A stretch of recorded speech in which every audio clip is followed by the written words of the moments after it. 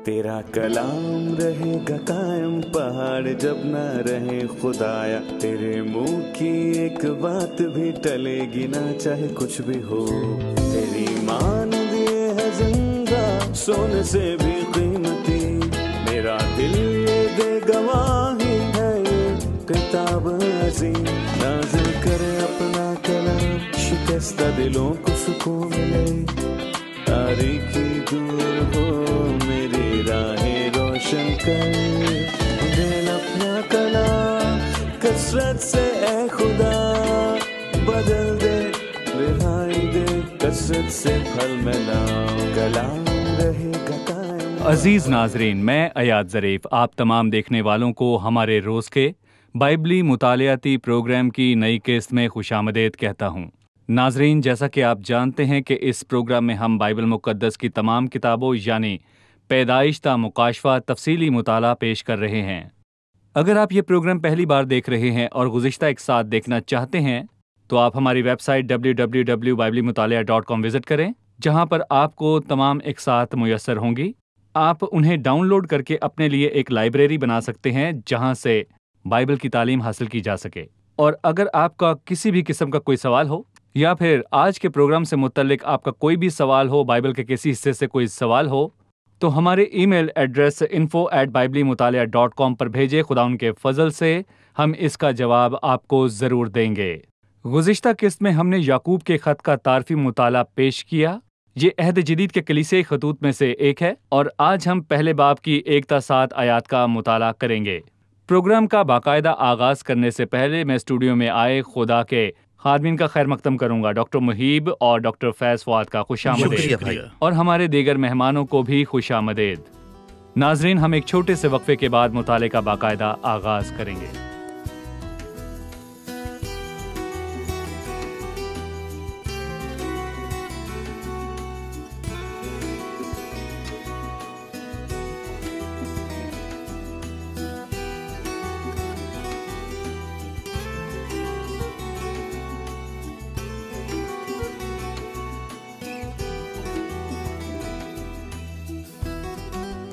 आप दोनों को खुशामदीद। शुक्रिया। मैं पहले बाब की 1 ता 7 आयात को पढ़ना चाहूँगा और फिर डॉक्टर फैज़ हम आपसे शुरुआत करेंगे। पहले बाब की 1 ता 7 आयात में मरकूम है, खुदा के और खुदावंद यीशु मसीह के बंदे याकूब की तरफ से उन 12 कबीलों को जो जा बजा रहते हैं सलाम पहुँचे। ऐ मेरे भाइयों, जब तुम तरह तरह की आजमाइशों में पड़ो तो इसको ये जानकर कमाल खुशी की बात समझना कि तुम्हारे ईमान की आजमाइश सब्र पैदा करती है, और सब्र को अपना काम करने दो ताकि तुम पूरे और कामिल हो जाओ और तुम में किसी बात की कमी ना रहे। लेकिन अगर तुम में से किसी में हिकमत की कमी हो तो खुदा से मांगे जो बग़ैर मुलामत किए सबको फयाजी के साथ देता है, उसको दी जाएगी। लेकिन अगर तुम में से किसी में हिकमत की कमी हो मगर ईमान से मांगे और कुछ शक ना करे, क्योंकि शक करने वाला समुंदर की लहर की मानिंद होता है जो हवा से बहती और उछलती है। ऐसा आदमी ये ना समझे कि मुझे खुदावंद से कुछ मिलेगा। डॉक्टर फैज़, पहली आयत है कि खुदा के और खुदा यीशु मसीह के बंदा याकूब की तरफ से। और जैसा कि आपने इस खत के मुसन्निफ याकूब का हवाला दिया कि वो खुदावंद का भाई था, उसने अपना तारुफ खुदावंद के भाई के तौर पर क्यों ना करवाया? याकूब ने खुद को खुदावंद यीशु मसीह का भाई कहने से शुरुआत क्यों ना की? इसके मुतालिक आप क्या कहेंगे? देखें भाई, मैं कहूँगा कि इस इस्लाह में 3 असबाक हैं। यानी पहला, उसने खुद को खुदावंद यीशु मसीह के जिस्मानी रिश्ते के साथ मुतारफ नहीं करवाया। उसने पौलुस रसूल के दूसरे करंथियों के 5वें बाब में कही गई बात की तस्दीकी के पास अब हम किसी को जिस्मानी हैसियत से ना पहचानेंगे। हाँ, अगरचे मसीह को भी जिस्मानी हैसियत से ना जाना था, मगर अब से नहीं जानेंगे। सो ये जिस्मानी ताल्लुक नहीं है जो हमारा खुदावंद यीशु मसीह के साथ है। ये वो उसूल है जब खुदावंद ने इसकी तस्दीक तब की जब उन्होंने कहा, देख तेरी माँ और तेरा भाई बाहर तुझे पूछते हैं। और उसने उनको ये जवाब दिया कि मेरी माँ और मेरे भाई कौन हैं? और उन पर जो उसके गिर्द बैठे थे नजर करके कहा कि देखो मेरी माँ और मेरे भाई ये हैं, क्योंकि जो कोई खुदावंद की मर्जी पर चले वही मेरा भाई और मेरी बहन है। अब कोई ये ना कहे कि हम अब्राहम के फर्जंद हैं, कि हम मसीही घरानों में पैदा हुए, या और ہمارے اور خداوند کے تعلق پر یہ بات اثر انداز نہیں ہوتی۔ ہمارا خداوند سے یہ تعلق ہے کہ وہ نہ خون سے، نہ جسم کی خواہش سے، نہ انسان کے ارادے سے، بلکہ خدا سے پیدا ہوا، اور یعقوب اس کے مطلب کی تصدیق کرتا ہے۔ اب یہ بات نہیں کہ میں یعقوب خداوند کا بھائی ہوں اور جسمانی تعلق کی بنا پر ہاتھ ہلاتا ہوں، نہیں، میں یعقوب خداوند کا بندہ ہوں۔ اور دوسرا سبق یہ ہے کہ یہ یہودی اصطلاحات ہے تاکہ یہودی یہ سمجھ سکیں، اور پرانے عہد نامے میں بہت سے زبردست لوگوں کو خداوند کا بندہ کہا گیا ہے۔ اے دانیل، زندہ خدا کے بندے، میرا بندہ موسیٰ مر گیا، یشوع خدا کا بندہ۔ یہ یہودی نام ہے اور اس نے یہودی اصطلاحات کا استعمال کیا جو ان کے لیے موضوع تھا جن سے وہ بات کر رہا تھا۔ اور تیسری وجہ جو کہ اور بھی زیادہ اہم ہے کہ وہ ختم ایمان اور آزمائشوں کی بات کرنے والا تھا، مشکلات کی سو آزمائشوں کی برداشت کرنے میں اس نے خود کو ایک خادم کے طور پر متعارف کروایا، اور ہم سب خادم ہیں، اپنی مرضی سے کام کرنے والے اور رقم ادا کر کے لیے گئے خادم۔ ان کے درمیان فرق ہوتا ہے، اور اگر میں ایک رضاکار ہوں تو اگر مجھے ماحول نہیں پسند آئے گا تو میں چھوڑ کر چلا جاؤں گا اور میرا کچھ نہیں بگڑ سکتا۔ لیکن خادم کے معنی یہ ہے کہ میں آپ کے لیے کام کروں گا، لیکن اگر میں مزدوری سے مطمئن نہیں ہوں گا تو میں چھوڑ کر چلا جاؤں گا، آپ کچھ نہیں کریں گے۔ بہرحال میں رضاکار نہیں ہوں بلکہ میں خدا کا خادم ہوں، وہ خادم جو سب کچھ کر سکتا ہے۔ میں اس کے حکم کے تابع میں تابع ہوں، سو میں اس کا خادم ہوں، جو وہ چاہے میں کروں گا، اور وہ جو چاہے میرے ساتھ کر سکتا ہے، یہاں تک کہ وہ مجھے موت کے حوالے کر سکتا ہے، اور دیکھو وہ مجھے قتل کرے گا۔ میں اپنی راہوں کی تائید اس کے حضور کروں گا۔ اس سے مجھے دو لوگ یاد آتے ہیں۔ سب سے پہلے ہنا کی ماں سیمول، جب کہ وہ بیٹے کے لیے دعا کر رہی ہے، اس نے 3 مرتبہ کہا کہ اگر تو اپنی لونڈی کی مصیبت پر نظر کرے اور مجھے یاد فرمائے اور اپنی لونڈی کو فراموش نہ کرے اور اپنی لونڈی کو فرزند نرینہ بخشے، یعنی کہ اگر تو دیتا ہے تو دے دے، اور اگر تو نہ دینا چاہے تو بھی میں تیری بندی ہوں، تو میرے ساتھ جو چاہے کر۔ اور مقدسہ مریم نے کہا، دیکھ میں خدا کی بندی ہوں، بہرحال تجھے بہت سی مشکلات سے گزرنا ہے۔ اس نے کہا، میں خدا کی بندی ہوں، وہ جو چاہے میرے ساتھ کرے۔ سو اچھی بات یہ ہے کہ اس خط کی شروعات میں ہی اس سے پیشتر کے وہ آزمائشوں کی بات کرے جو اس خط میں عام ہے۔ اس نے خود کو خداوند کا بندہ کہا۔ پھر آپ نے کہا کہ وہ خداوند یسوع مسیح کے ساتھ کسی جسمانی رشتے پر زور دینا نہیں چاہتا تھا، اور دوسری بات کہ وہ آزمائشوں اور دکھوں کی بات کرنے والا تھا، سو اس نے اس سیاق و سباق میں کہا کہ وہ خداوند کا بندہ ہے، وہ جو چاہے اس کے ساتھ کرے۔ بہرحال میں پہلی آیت کو یہ جانے بنا نہ چھوڑوں گا کہ جبکہ وہ کہتا ہے کہ میں خداوند کا بندہ ہوں، اور یہ نہیں کہتا کہ میں خداوند یسوع مسیح کا بندہ ہوں، بلکہ خدا اور خداوند یسوع مسیح کا بندہ ہوں۔ اس کے متعلق آپ کی کیا رائے ہے؟ اور خداوند یسوع مسیح کا بندہ، یقیناً ہم اس میں خداوند یسوع مسیح کی الوہیت کی تصدیق کو دیکھتے ہیں، بالکل اسی طور پر جس طرح وہ خدا کا بندہ، وہ خداوند یسوع مسیح کا بندہ ہے، اسی طرح سے۔ جی، خدا کا بندہ اور خداوند یسوع مسیح کا بندہ۔ پہلی آیت سے متعلق میرا ایک اور سوال ہے۔ ڈاکٹر محیب، خاص طور پر آپ نے بتایا کہ یعقوب کون ہے، اور ہم نے جانا کہ یعقوب خداوند کے بھائیوں میں سے ایک ہے۔ بہرحال کیا خداوند کے جسمانی بھائیوں نے اسے قبول کیا جبکہ وہ جسم میں تھا؟ کیا انہوں نے اس کا خیر مقدم کیا، اسے قبول کیا اور ایمان لائے؟ افسوس کہ اس کے بھائی اس پر ایمان نہ لائے۔ بائبل میں یہ بہت واضح ہے۔ اس کے برعکس مرکز کے 3 باب میں اس کے جسمانی بھائیوں کے متعلق کہا گیا ہے کہ جب اس کے عزیزوں نے یہ سنا تو اس کو پکڑنے کو نکلے، کیونکہ کہتے تھے کہ وہ بے خود ہو گیا ہے۔ انہوں نے بھی اس کا یقین نہ کیا، اس کے برعکس انہوں نے اسے زخمی کیا، یہ جانتے ہوئے کہ وہ ایک ہی طرح کے حالات میں پروان چڑھے ہیں، شاید ایک ہی چھت کے نیچے۔ انہوں نے مریم اور یوسف سے سنا کہ فرشتے نے اس کنواری سے پیدا ہونے کے حوالے سے کیا کہا، اور انہوں نے اس کی پاکیزگی اور خالص زندگی کے متعلق بھی سنا۔ انہوں نے چرواہوں اور دانشوروں کی گواہوں کو بھی سنا۔ یہ سب واقعات ان سے چھپے نہ تھے، تو بھی انہوں نے اس کا یقین نہ کیا۔ انہوں نے یوحنا بپتسمہ دینے والے کی گواہی کو سنا، جو کہ جسم کے اعتبار سے ان کا رشتہ دار بھی تھا۔ انہوں نے ضرور اس سے سنا ہوگا کہ جب مسیح نے بپتسمہ لیا کس طرح آسمان کھل گیا اور روح القدس اس پر نازل ہوا۔ انہوں نے باپ کی گواہی کو سنا تھا۔ اس میں کسی بات نے اس کے جذبات کو تحریر نہ دی کہ وہ یقین کریں۔ انہوں نے اس کے معجزاتی کاموں کو دیکھا اور سنا۔ جب انہوں نے زیادہ سنا تو وہ اسے پکڑنے کو آئے تاکہ وہ انہیں پھر نہ کرے، کیونکہ وہ کہتے تھے کہ وہ اپنے حواس میں نہیں ہے۔ جب تک مسیح مر کر نہ اٹھا وہ ٹھہرا رہے۔ انہوں نے اس کا یقین جی اٹھنے سے پہلے نہ کیا بلکہ اس کے جی اٹھنے کے بعد کیا۔ اسی لیے یہ بات دیکھی جا سکتی ہے کہ جب خداوند صلیب پر تھا، اس نے اپنی جسمانی ماں کی ذمہ داری یوحنا کو دی، کیونکہ وہ اسے کسی ایسے شخص کو سونپنا چاہتا تھا جو اس کی طرح اس کی پرواہ کرے، اور اس سے ثابت ہوتا ہے کہ مسیح صلیب پر جانے تک اس کے بھائیوں میں سے کوئی بھی اس پر ایمان نہ لایا، اور اسی لیے اس نے کسی کو ذمہ داری نہ سونپی۔ ہم یہ بھی نہیں پڑھتے کہ وہ صلیب کے پاس کھڑے تھے، حالانکہ وہ جسم کے مطابق تو اس کے بھائی تھے۔ ٹھیک ہے، ہم یہ بھی کہہ سکتے ہیں کہ اگر جسم کے مطابق مسیح کے اور بھائی بھی تھے تو اس سے اس کے صلیبی کام کی کاملیت میں کمی واقع نہیں ہوتی، کیونکہ شاید ناظرین میں سے کسی کا یہ سوال ہو کہ آپ ایسی باتیں کہاں سے لاتے ہیں؟ ہم بائبل میں کہاں دیکھتے ہیں کہ مسیح کے جسمانی بھائی بھی تھے؟ بائبل میں کہاں لکھا ہے؟ بہرحال ہمارا کہنا یہ ہے کہ اس سے پہلے اس کا کوئی بھائی نہیں تھا، سو مسیح نے کنواری سے جنم لیا اور وہ پہلوٹا تھا اور کنواری سے پیدا ہوا۔ اس سے مسیح کی کاملیت میں کمی نہیں ہوتی اور نہ ہی اس کے کفارے کے کام میں کمی ہوتی ہے۔ بعد ازاں اس کے جسمانی بھائی بھی اس کی جسمانی ماں مریم سے پیدا ہوئے۔ مسیح پہلوٹا تھا اور کنواری مریم سے پیدا ہوا۔ ٹھیک ہے، ابھی ہم ایک رپورٹ دیکھیں گے، پھر مطالعے میں آگے بڑھیں گے۔ یعقوب خداوند یسوع مسیح کے متعلق کہتا ہے کہ وہ میرا خداوند ہے۔ یسوع اس کا جسمانی نام تھا۔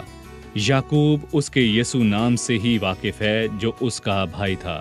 بہرحال وہ اسے بطور مسیح بھی جان گیا، مسیحا جو آیا اور دنیا کے گناہوں کی خاطر جان دی، کیونکہ یسوع نام فقط ایک نام ہی نہیں، وہ یسوع کہلایا کیونکہ وہی اپنے لوگوں کو ان کے گناہوں سے نجات دے گا۔ حال ہی میں حاضرین میں سے کسی نے پوچھا کہ ان دو الفاظ یعنی خدا اور خداوند میں کیا فرق ہے؟ در حقیقت کوئی فرق نہیں ہے سوائے اطلاق کے، کیونکہ لفظ خدا یعنی حق تعالیٰ کا لفظ اختیار، قوت، ذات، لامتناہی اور ابدیت کو ظاہر کرتا ہے، جبکہ لفظ خداوند حاکمیت اور اختیار کو ظاہر کرتا ہے۔ سو خدا ہی زندوں اور مردوں کا خداوند ہے، اور اس کا مطلب یہ ہے کہ وہ ان کا مالک ہے اور ان پر اختیار رکھنے والا ہے۔ لہٰذا میں نے کہا کہ یعقوب جان گیا کہ یسوع اس کا بھائی نہیں بلکہ اس کا خداوند اور مالک ہے، جیسا کہ اس نے خود کہا کہ وہ خداوند یسوع کا خادم ہے۔ پہلی آیت ہے خدا اور خداوند یسوع مسیح کے بندہ یعقوب کی طرف سے ان 12 قبیلوں کو جو جا بجا رہتے ہیں سلام پہنچے۔ وہ 12 قبیلے کون ہیں اور جا بجا بکھرے ہوئے ہیں سے کیا مراد ہے؟ جی ڈاکٹر فیض، مجھے یاد ہے کہ اسرائیلی 2 مرتبہ اسیری میں گئے، بابل کی اسیری اور نبوکت نظر انہیں بابل لے گیا، اور یہ بنیامین اور یہودا کے قبیلے تھے جو بابل کی اسیری میں گئے اور لوٹ آئے۔ بہرحال ایک اسوری اسیری بھی تھی اور باقی 10 قبیلے اسیری میں گئے، اور تب وہ ساری دنیا میں بکھر گئے اور پھر وہاں سے کبھی نہیں لوٹے۔ اور میں کہوں گا کہ غالباً یعقوب ان 12 ہی قبیلوں کو لکھ رہا تھا جو باہر جا بجا بکھرے تھے، اور ان میں سے زیادہ تر 10 قبیلے ایسے ہیں جو رومی سلطنت میں بکھر گئے تھے۔ یہ 10 قبیلے تھے، اور ہم اسے ایذا رسانی کے طور پر پڑھتے ہیں، جو کہ پولس رسول نے یہودا اور بنیامین کے قبیلوں کو دی۔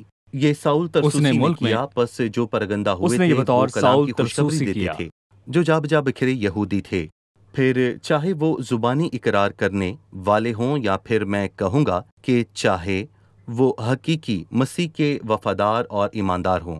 اور تمام رومی علاقے میں یعقوب نے انہیں یہ خط لکھا، اور میں کہوں گا کہ یقیناً یہاں پر دائرہ زیادہ وسیع ہے۔ سو پطرس نے انہیں لکھا جو جا بجا رہتے تھے، بہرحال اس نے انہیں لکھا جو پینتوس، گلتیا، کپدکیا اور آسیا اور بتھنیا اور جا بجا رہتے تھے، تو اس کا دائرہ کار ذرا تنگ تھا۔ یہ نہ صرف ایشیا کوچک کے 5 علاقوں میں سمٹا ہوا ہے، بلکہ اس نے اسے اور بھی تنگ کر دیا۔ جب اس نے خدا باپ کے علم سابق کے موافق انہیں لکھا، تو پطرس نے جا بجا رہنے والوں کے لیے لکھا جو حقیقی ایماندار تھے، جو کہ خدا سے پیدا ہوئے۔ یعقوب نے بڑے پیمانے پر لکھا۔ 12 قبیلوں کو جو جا بجا بکھرے تھے وہ انہیں بطور گروہ لکھ رہا تھا، جن میں حقیقی ایماندار تھے اور وہ جو اعتراف کرتے ہیں پر ایماندار نہیں۔ جی، ان 12 قبیلوں میں سے کچھ ایسے بھی تھے جو عیدوں کے لیے یروشلم کو جاتے تھے اور یہودی روایات کو مانتے تھے، کیونکہ وہ یروشلم کو شریعت کے احکام کے مطابق جایا کرتے تھے۔ یعقوب اس وقت یروشلم میں رہتا تھا، سو اس نے ان سے بات چیت کی اور اس طور پر یہ خط ان کو بھیجا، رہنے والوں تک پہنچایا گیا۔ ٹھیک ہے، اس نے دوسری آیت کی شروعات یوں کی کہ اے میرے بھائیو، جب تم طرح طرح کی آزمائشوں میں پڑو۔ ڈاکٹر محیب، شروعات ہی میں اس نے آزمائشوں کی بات کی، انہیں طرح طرح کی آزمائشیں کہا۔ بہرحال سمجھنے کا ایک طریقہ ہے کہ میرے بھائیوں، اس کی خوشی کی بات سمجھنا، جیسا کہ ہم نے دیکھا کہ اگر ہم اس باب کو ایک نیا نام دینا چاہیں تو وہ ہوگا ایمان اور آزمائشیں۔ ہمیں اس آیت کے شروعات کے حوالے سے ایمان اور آزمائشیں، یقیناً یہ آزمائشیں برائی کرنے کے لیے نہ تھیں، بہرحال اس میں ایمان کا امتحان ہے۔ ایمان کی آزمائشیں، ایمان کا آزمایا جانا، دکھ، مایوسی، تکلیف جسے خداوند کی طرف سے براہ راست ایماندار کی زندگی میں آنے کی اجازت ملتی ہے، ان کا تعلق خوشی سے ہے۔ اور اس حوالہ میں جانتا ہوں کہ خداوند غلطی نہیں کر سکتا یا کوئی نقصان نہیں پہنچا سکتا، وہ توڑتا، کچلتا یا ہماری پیٹھ پر وار ہرگز نہیں کرتا۔ جس نے اپنے بیٹے کو ہماری خاطر صلیب پر قربان کر دیا، وہ کیسے ہمارے ساتھ کچھ برا کر سکتا ہے؟ یقیناً اس کا مقصد ہماری سب سے بڑی بھلائی ہے، کیونکہ ہر چیز خدا سے محبت رکھنے والوں کے لیے بھلائی پیدا کرتی ہے۔ وہ مجھ میں تبدیلیاں پیدا کرے گا، وہ مجھے دوسرے علاقوں میں لے جائے گا جہاں میں برکت حاصل کروں گا۔ اس اعتبار سے ایماندار آزمائشوں میں خوشی منا سکتا ہے۔ جو آزمائشیں گناہ سے تعلق رکھتی ہیں ان سے خدا خوش نہیں ہوتا، اور ان میں سرخرو ہونے والوں سے بھی خوش نہیں ہوتا ہے۔ اور یہ وہ ہے جو ہم میں ترتیبی آزمائش ہے، جو ہم میں ایمان پیدا کرتی ہے۔ لہٰذا یہ ضروری اور لازمی ہیں تاکہ ایماندار بڑھے اور پھلے اور ایک ایماندار ترقی کرے۔ یقیناً دنیا جو ہے کئی بار مشکلات اور دکھوں کو خدا کی طرف سے آنے والی مصیبتیں سمجھتی ہے۔ تو جب خدا کسی کو مصیبت میں ڈالتا ہے تو یہ قسمت اور نصیب ہے۔ میں ایمانداروں کی ان آزمائشوں کے رد عمل کے متعلق جاننا چاہوں گا۔ اس نے کہا، اے میرے بھائیو، جب تم طرح طرح کی آزمائشوں میں پڑو تو خوشی کی بات سمجھنا۔ کوئی کس طرح کچلتی اور دل چیرتی آزمائشوں کو خوشی کی بات سمجھ سکتا ہے، جبکہ ہم انسانوں کی بات کر رہے ہیں، مافوق الفطرت قوتوں کی نہیں۔ مثال کے طور پر اگر ہم ابراہم کو دیکھتے ہیں، جب وہ آزمایا گیا، خداوند نے اس سے کہا، تو اپنے بیٹے اسحاق کو جو تیرا اکلوتا ہے اور جسے تو پیار کرتا ہے، ساتھ لے کر موریا کے ملک میں جا اور وہاں اسے پہاڑ میں سے ایک پہاڑ پر جو تجھے میں بتاؤں گا سو سوختنی قربانی کے طور پر چڑھا۔ اس نے ان دونوں جوانوں سے کہا کہ وہ اسے مارے گا نہیں، وہ صرف عبادت کر کے لوٹ آئیں گے۔ جی، ہم اس کی عبادت کرتے ہیں، اس سے محبت کرتے ہیں، ہم اس سے دکھی نہیں ہیں، ہم اس سے ٹھوکر نہیں کھا سکتے، اس نے ہمارے ساتھ کچھ غلط نہیں کیا ہے۔ یہ لڑکا اور میں، ہم دونوں جا رہے ہیں تاکہ اپنی سب سے پیاری چیز قربان کریں۔ ایمانداروں کا باپ رد عمل یہ تھا۔ تمام زبردست ایماندار جن پر خداوند نے ایسی آزمائشیں دیں، انہوں نے اسے مصیبت نہ جانا، بہرحال انہوں نے اسے عزت اور احترام کی بات جانا۔ خداوند نے انہیں ممتاز ٹھہرانے کے لیے ایک خاص راہ کا انتخاب کیا اور ان سے خاص انداز میں معاملات کیے۔ ایک پھلدار شاخ کو چھانٹا گیا۔ یہ قابل غور ہے کہ یعقوب نے دو باتیں کہیں۔ اس نے کہا، میرے بھائیو، خوشی کی بات سمجھنا۔ ایسا نہیں ہے کہ ممکن ہے کہ آزمائشیں آئیں اور ممکن ہے کہ نہ بھی آئیں۔ جب تم آزمائش میں پڑو اور جب آزمائشیں آئیں، اور میں کہوں گا کہ کسی بھی ایماندار کی آزمائش کا وقت تب تک نہیں آ سکتا جب تک کہ خداوند اس کی اجازت نہ دے، کیونکہ یہ تو یقینی ہے کہ خداوند ایمان کی آزمائش کی اجازت دے اور وہ ہمارا ایمان چمکاتا ہے۔ بہرحال جب آپ گرتے ہیں، اور اس لفظ سے مجھے ایک لفظ یاد آتا ہے جس کا ذکر نئے عہد نامے میں 2 مرتبہ کیا گیا ہے۔ ایک شخص یروشلم سے یریکو جا رہا تھا اور راستے میں ڈاکوؤں نے اسے گھیر لیا، اور پھر لکھا ہے، میرے بھائیو، جب تم آزمائش میں پڑو تو خوشی کی بات سمجھنا۔ لفظ پڑو سے مراد 2 باتیں ہیں، پہلا کہ ایک غیر متوقع یا اچانک ہونے والا واقعہ، اور دوسرا ظلم و ستم۔ مجھے توقع نہ تھی، لیکن اچانک یہ سب کچھ ہو گیا اور میں نے کسی طرح کا کوئی بھی منصوبہ نہیں باندھا تھا، اور خداوند نے اس آزمائش کو اچانک آنے کی اجازت دی۔ اور اس سے مجھے اس شخص کی یاد آتی ہے جو ڈاکوؤں میں گھر گیا اور انہوں نے اسے مارا کوٹا۔ اور اس سے مجھے ایوب بھی یاد آتا ہے، جسے آ کر اچانک کسی نے کہا کہ بھیڑ بکریاں، گائے بیل، اونٹ اور ان کے سب بچے مر گئے ہیں۔ اچانک برپا ہونے والا شدید ظلم، اور اسی سبب سے اس شخص نے اپنا سر منڈوایا، اپنے کپڑے چاک کیے اور کہنے لگا، ننگا میں اپنی ماں کے پیٹ سے نکلا اور ننگا ہی واپس جاؤں گا۔ خداوند نے دیا، خداوند نے لیا، خداوند کا نام مبارک ہو۔ جس نے دیا اسے واپس لینے کا بھی حق ہے، جو کچھ اس نے کسی وقت مجھے دیا تھا۔ میں ایک شفیق اور بھلے خدا کے ہاتھ میں ہوں۔ اس نے خداوند پر ایمان کا اعلان کیا، اور یہ ایک خوبصورت بات تھی۔ وہ سورما آزمائش میں تو پڑے، لیکن خدا کے معاملے میں ٹھوکر نہ کھائی۔ ٹھیک ہے، तीसरी आयत है, तो इसको ये जानकर कमाल खुशी की बात समझना कि तुम्हारे ईमान की आजमाइश सब्र पैदा करती है, ताकि तुम पूरे और कामिल हो जाओ और तुम में किसी बात की कमी ना रहे। मैं जानना चाहूँगा कि ईमान की आजमाइश पर किस तौर पर सब्र पैदा होता है डॉक्टर फैज़? खुदा दो वजूहात से हकीकी ईमान को आजमाता है ताकि ईमान के वजूद को साबित करे और खुदावन जानता है, लेकिन खुदावन ईमान की आजमाइश करता है ताकि ईमान दुनिया के सामने जाहिर हो। दूसरी बात कि खुदा ईमान को आजमाता है ताकि हकीकी ईमान की पहचान हो जाए। ईमान चमकेगा और ईमानदार को एक दिन मौका मिलेगा कि उसका इनाम पा सके। और भाई, मैं यहाँ पर यह भी कहना चाहूँगा कि याकूब के खत के पहले बाब में दो इकसाम की बात की गई है जो कि अपने मंबे के लिहाज से मुख्तलिफ है और हर उस लिहाज से जो हम में हर तरह की आजमाइश को पैदा करता है। और बिलाखिर इन तमाम आजमाइशों का मंबा खुदा खुद है। खुदा ही ईमानदार को आजमाता है और इस किस्म की आजमाइशों की इजाज़त देता है।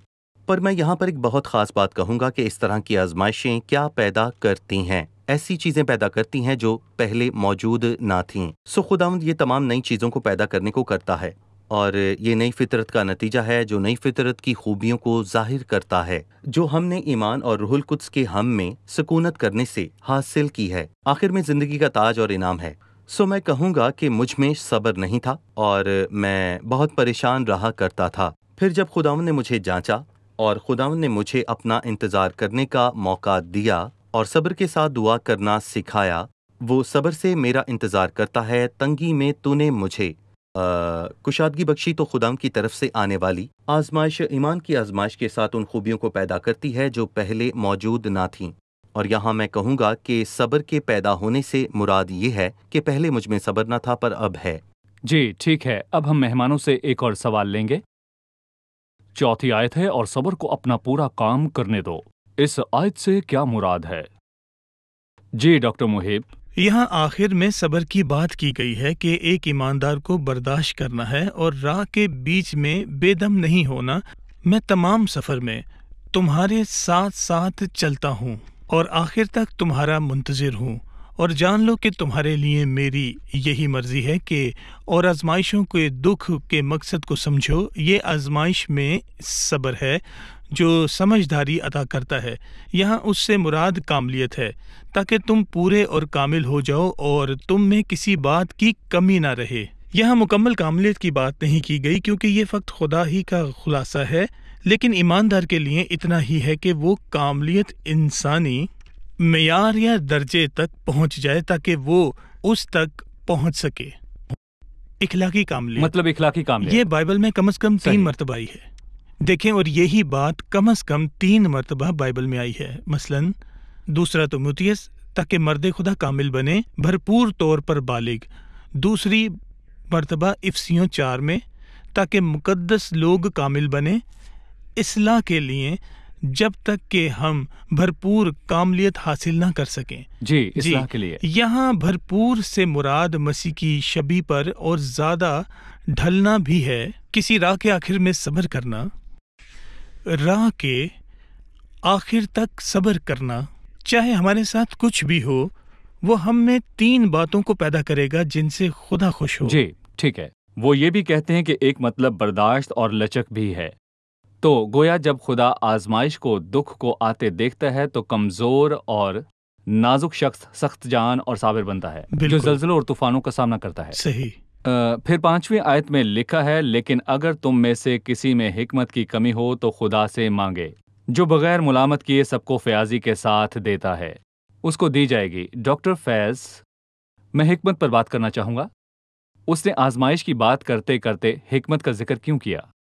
इल्म और हिकमत के दरमियान फ़र्क है। इल्म मालूमात इकट्ठी करने का नाम है, ये ज़हनी बात है। बहरहाल, जब हम आजमाइश की बर्दाश्त करते हैं तो हमें इल्म नहीं बल्कि हिकमत की ज़रूरत है। हिकमत का मतलब है हासिल शुदा इल्म का इतलाक उस सूरत में करना जिसका हमें सामना हो। सो हम अपने हालात पर इल्म का इतलाक कैसे कर सकते हैं? इल्म और हिकमत के दरमियान फ़र्क है। यूसुफ जानता था कि ज़नाकारी एक गुनाह है और दाऊद भी जानता था कि ज़नाकारी गुनाह है, बदी है, और दोनों ने एक ही तरह की आजमाइश का सामना किया। बहरहाल, यूसुफ ने हिकमत से काम लिया जो उस आजमाइश से भाग गया, और दाऊद ने सोचा और ख़ुद को मुसीबत में डाल दिया। जब मुश्किल हालात का सामना हो तो मुश्किलात में हमें मालूमात की ज़रूरत नहीं होती बल्कि उन हालात में इल्म का इतलाक करना होता है, उन हालात में जिन हालात का हमें सामना है। سو مجھے حق ہے کہ میں خدا سے حکمت کی درخواست کروں کہ آزمائش کا سامنا کیسے کرنا ہے. مطلب جب مشکل حالات میں پڑوں تو مجھے حکمت سے جی، کام لینا ہے. صحیح، کیونکہ آزمائش کے دوران مشکلات اور دکھ میں ایک شخص ایک لاپرواہ فیصلہ کر سکتا ہے.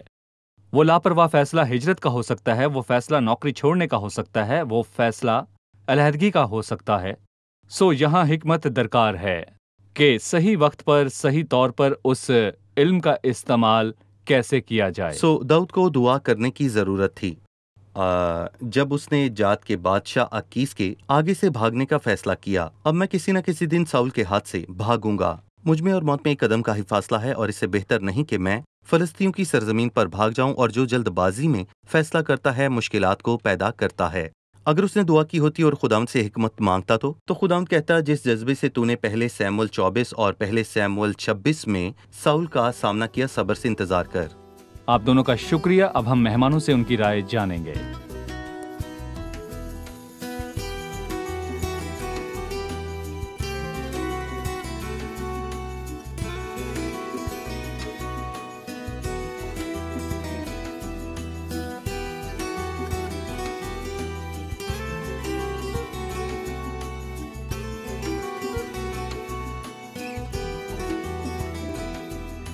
خوش آمدید.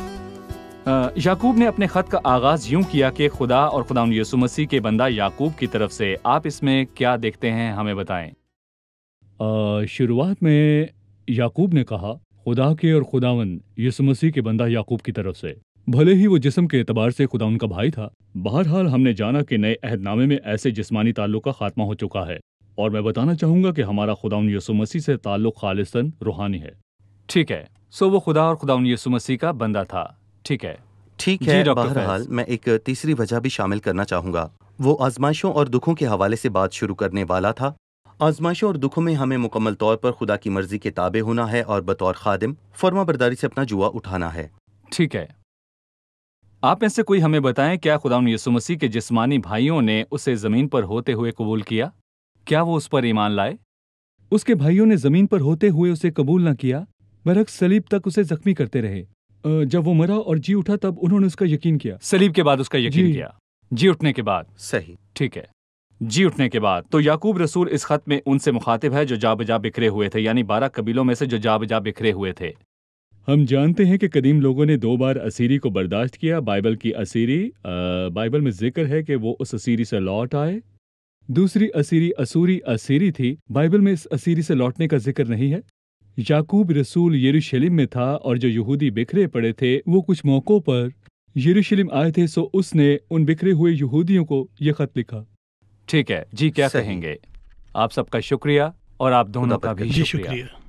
عزیز ناظرین، اگر آپ خداوند کے لوگوں میں سے ہیں، اگر آپ کا خداوند یسوع مسیح کے ساتھ صحیح تعلق ہے اور آپ دکھ اٹھا رہے ہیں، یا شاید آپ مصیبت میں ہیں، یا شاید آپ بیمار ہیں، یا پھر شاید آپ خود کو تنہا محسوس کر رہے ہوں، یا پھر شاید آپ مسلسل مصیبتوں کے اندر ہیں، تو آپ کو ان الفاظ کو سننے کی ضرورت ہے. یہ الفاظ پاک الہام سے ہیں. اے میرے بھائیو، تم طرح طرح کی آزمائشوں میں پڑو. ہمیں شکر گزاری کرنی ہے اور صبر کرنا ہے ہر طرح کے حالات، مشکلات اور آزمائشوں کے اندر.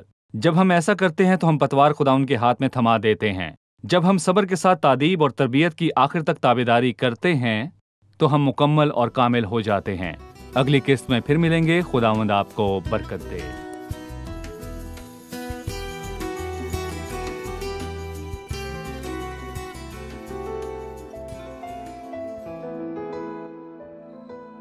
تیرا کلام رہے گا قائم، پہاڑ جب نہ رہے خدایا. تیرے منہ کی ایک بات بھی ٹلے گی نہ، چاہے کچھ بھی ہو. تیری مان دیے ہے زندہ، سونے سے بھی قیمتی. میرا دل یہ دے گواہی ہے، یہ کتاب عظیم. نازل کرے اپنا کلام، شکستہ دلوں کو سکون ملے.